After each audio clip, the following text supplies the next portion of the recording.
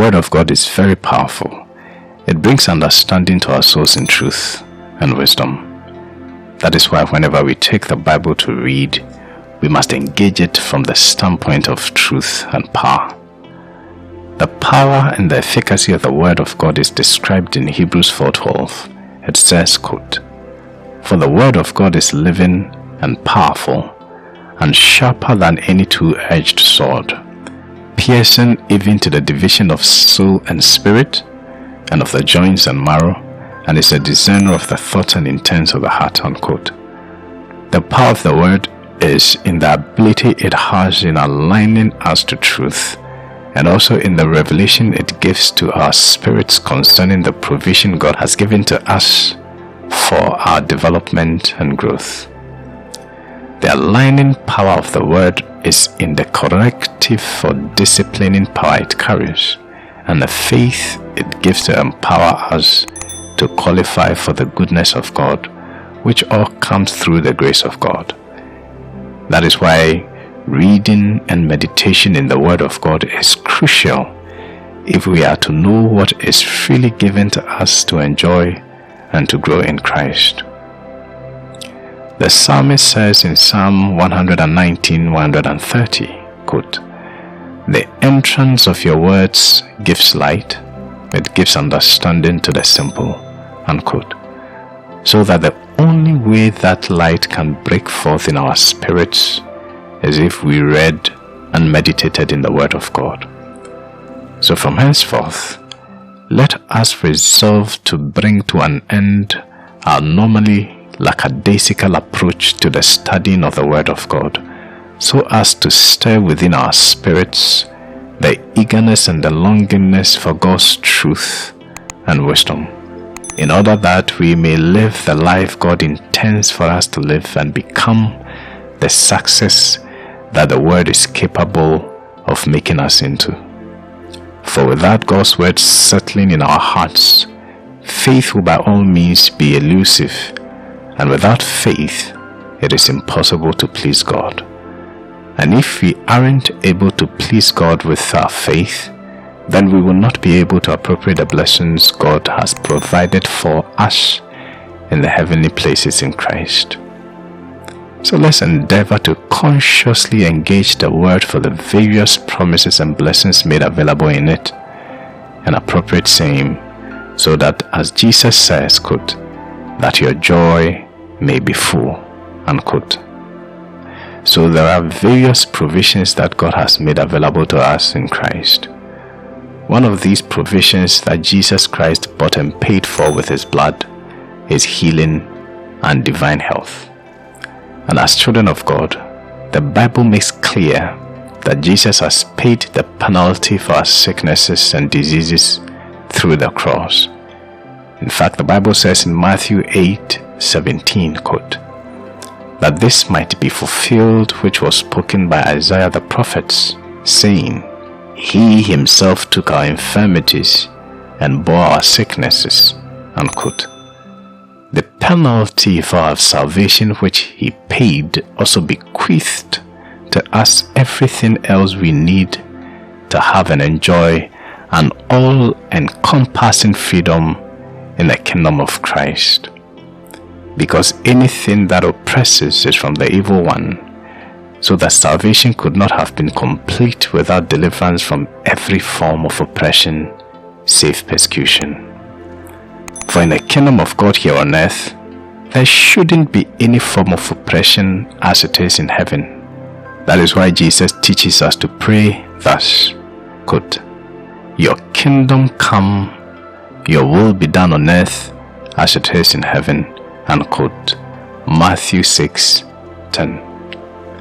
So the idea of God's kingdom being replicated on earth as it is in heaven is the basis for the complete, all-encompassing salvation that Jesus has bought and paid for. And whatever the kingdom of God does not permit in heaven should not be permitted on earth. There is no sickness in heaven. Therefore, you as a citizen of the kingdom of God should also not permit any sickness to stay in your body. if only you can have the faith and trust in what Jesus has done.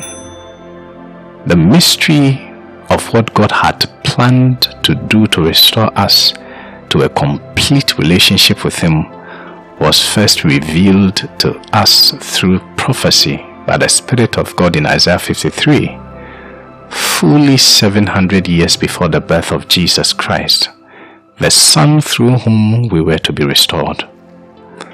This prophecy details exactly what Jesus was to give us in our process of deliverance and what He was to deliver us from. And I want you to see what verse 4 and 5 of Isaiah 53 says. Quote, "Surely He has borne our griefs and carried our sorrows, yet we esteemed Him stricken, smitten by God, and afflicted. But He was wounded for our transgressions, He was bruised for our iniquities.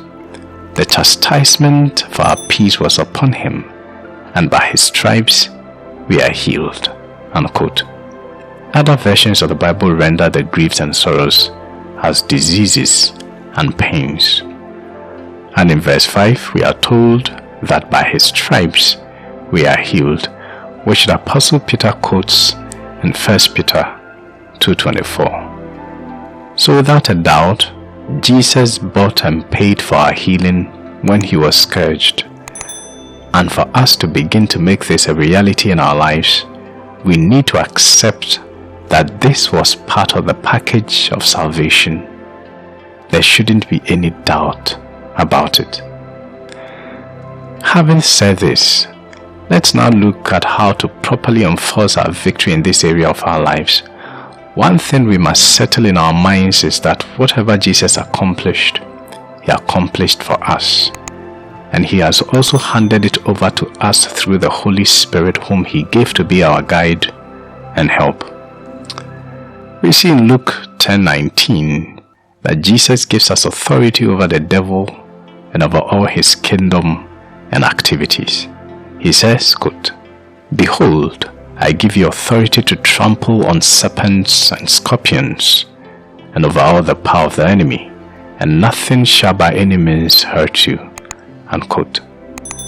The Bible makes us understand that Jesus has taken away all the power that the enemy used to have over God's people. That is why now He tells us to exercise authority over him so that we can fully enforce what has already been won for us through the cross. In Colossians 2:15, the Bible says, quote, "Having disarmed principalities and powers, He made a public spectacle of them, triumphing over them in it," unquote.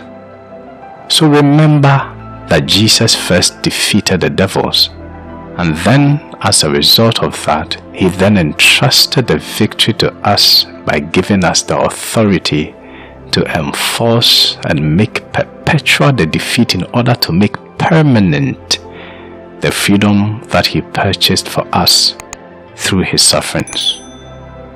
The point I am making is that healing is part of the freedom that Jesus purchased for us, so that when we are convinced that this is actually the case, which it is, then we must of necessity demand that it not be stolen from us, because the devil is a thief.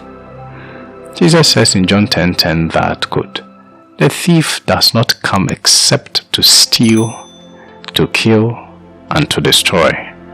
I have come that they may have life, and that they may have it more abundantly," unquote. And we can only resist the devil and put him in his place of defeat through meditation in the Word of God. Do not ever give up on confessing the truth concerning your healing, as is provided for in the Word of God. Stay resolute and continue to confess and proclaim the truth until your spirit gets hold of the truth, and then the enemy will leave you alone. Because it is only in your spirit that when truth is received, that Satan will not stand a chance against you in Christ. And this can only come by continuously reading, meditating, and listening to the Word of God. Indeed, healing is available to anyone who would build their faith strong in the Word of God in order to take it, as is the case for all the other promises and blessings that are awaiting their appropriation in the spiritual realm in Christ Jesus. The Bible says in Psalm 107:20, quote, "He sent forth his word and healed them and delivered them from their destruction," unquote. And remember that the word can only be received in our spirits to be effective if healing is to take effect, because God does not deal with us through our flesh. And that is why Jesus says in John 4:24, quote, "God is spirit, and those who worship him must worship in spirit and truth," unquote. God bless you. May the Lord Jesus Christ help us to understand fully the work he did for our salvation and what benefits he bequeathed to us as a result of this work. May he give us the zeal and passion to see to it that we enforce to the latter every victory he won for us on the cross, including taking back our healing. May we not allow the devil any foothold in our lives by being passive and uninterested. And may the Lord be exalted forever in our lives in Jesus' mighty name. Amen.